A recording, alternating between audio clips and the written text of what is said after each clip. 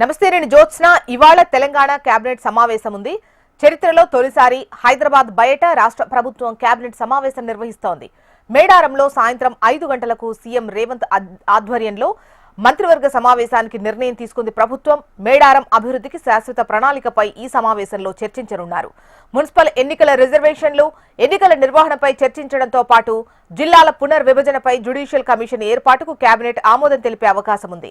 ఇక కృష్ణా గోదావరి నదీ జలాలు, ప్రాజెక్టులు, కాళేశ్వరం బ్యారేజ్ పునర్నిర్మాణంపై కేబినెట్ లో చర్చించనున్నారు. మరిన్ని డీటెయిల్స్ మనకు నరేందర్ అందిస్తారు. నరేందర్. జ్యోత్స్న, నిజానికి కూడా చరిత్రలో ఇది తొలిసారి ఒక మారుమూల ఏజెన్సీ ప్రాంతంలో రాష్ట్ర కేబినెట్ సమావేశం జరగనుండడం అనేది నిజంగా చరిత్రలో లిఖించదగ్గ విషయం.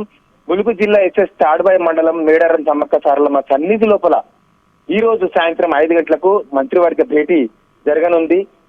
ఇక్కడ హరిత హోటల్ ఇది కేంద్రంగా వేదికగా ఈ కీలక అంశాల నిర్ణయాలనేది తీసుకునే సమావేశం జరగనుంది. షెడ్యూల్ ప్రకారం మాత్రం సీఎం రేవంత్ రెడ్డి మొదట పాలేరు లోపల పలు అభివృద్ధి కార్యక్రమాలకు శంకుస్థాపన చేసిన అనంతరం ఖమ్మం పట్టణంలోను ఉమ్మడి ఖమ్మం జిల్లా కాంగ్రెస్ కార్యకర్తల సమావేశంలో పాల్గొంటారు. అలాగే ఆ తర్వాత అక్కడే సిపిఐ 100ేళ్ల సభలో ఆయన పాల్గొని ఆ తర్వాత పలువురు మంత్రులతో కలిసి హెలికాప్టర్ లో బయలుదేరి సాయంత్రం 4 గంటలకల్లా మేడారానికి చేరుకోనున్నట్లు మనకున్న సమాచారం. జ్యోత్స్న, ముఖ్యమంత్రి నిజంగా ఇక్కడ ఈ సమావేశం ఏర్పాటు చేయడం అనేది అందరు కూడా ఒక చర్చనీయాంశంగా మారింది. అంతటా కూడా మంత్రివర్గ సమావేశం అనంతరం మేడారం లోపలనే రాత్రి బస చేస్తారు.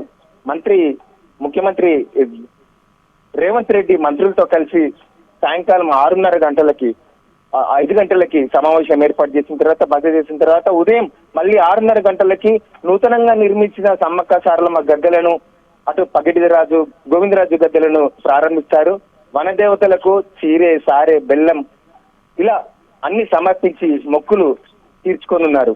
అయితే ముఖ్యంగా చూస్తే మంత్రివర్గ సమావేశంలో ప్రధానంగా స్థానిక సంస్థల కోఆప్షన్ సభ్యులుగా ట్రాన్స్జెండర్లను నియమించే అంశంపై మంత్రివర్గం తుది నిర్ణయం తీసుకునే ఆర్డినెన్స్ జారీ ఆమోదం తెలుపనున్నట్లు సమాచారం ఉంది. అలాగే మున్సిపల్ ఎన్నికల నిర్వహణకు గ్రీన్ సిగ్నల్స్ ఇవ్వనుందని అధికార వర్గాలు వెల్లడించాయి. ఇప్పటికే ములుగు జిల్లాలోని రామప్ప చెరువుపై 103,22 అంచనా వ్యయంతో పొట్లాపూర్ ఎత్తిపోతల పథకం నిర్మించాలనే ప్రతిపాదనపై కేబినెట్ నిర్ణయం తీసుకోనుంది. కేబినెట్ భేటీలో సుమారు 15 అంశాలు చర్చకు రానున్నట్లు తెలుస్తుంది. భూ కేటాయింపులు, 3 యూనివర్సిటీల్లో కొత్తగా 3 ప్రొఫెసర్ పోస్టుల మంజూరు, పురపాలక ఎన్నికలు, బీసీ రిజర్వేషన్లు అమలు, స్టేటస్ నోట్లు కేబినెట్ ముందుకు రానున్నట్లు తెలుసుకుంది. నీటిపారుదల శాఖ నుంచి చిన్న కాళేశ్వరం అదే ముక్తీశ్వర ఎత్తిపోతల సవరించిన అంచనాలను ఫైల్ కేబినెట్ ముందు రానున్నదన్నట్టు తెలుస్తుంది.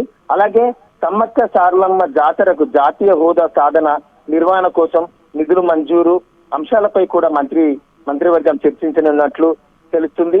అలాగే రైతు భరోసా చెల్లింపులు, సీఎం దావోస్ పర్యటన, ఇతర సమకాలీన రాజకీయ అంశాలపై కేబినెట్ లో చర్చ జరగనున్నట్లు తెలుస్తుంది. ముఖ్యంగా ఇక్కడ రేవంత్ రెడ్డి మొత్తం మంత్రివర్గం కూడా రావడం వల్ల సమావేశం నేపథ్యం లోపల మేడారం లోపల భద్రత మాత్రం కట్టుదిట్టం చేశారు.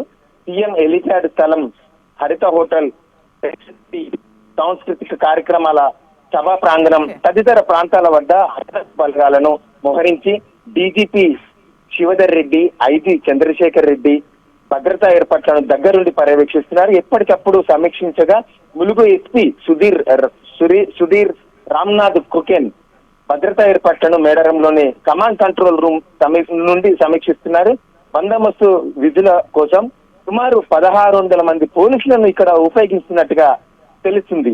అయితే సీతక్క ఈ అందరూ కూడా తమ ఆతిథ్యం తీసుకోవాలని ప్రత్యేకంగా మేడారం లోపల కేబినెట్ భేటీల కోసం వస్తున్న అందరికీ కూడా గిరిజన సంస్కృతికి సాంప్రదాయ వంటకాలు విందు ఏర్పాటు చేస్తున్నారు. అందులో ప్రత్యేకంగా పంచాయతీరాజ్ శాఖ మంత్రి గారు అయితే ప్రత్యేకంగా ఇప్ప పువ్వు లడ్డు, కాకరకాయ ఛాయ, ఇప్ప పువ్వు టీ, జావా, జొన్న రొట్టె, గోదావరి చికెన్లు, రొయ్యలు, బొంగు చికెన్ ఇలాంటి వంటకాలు ప్రత్యేకంగా ఆమె దగ్గరుండి వీరికి విందు ఇవ్వనున్నట్లు తెలిసింది.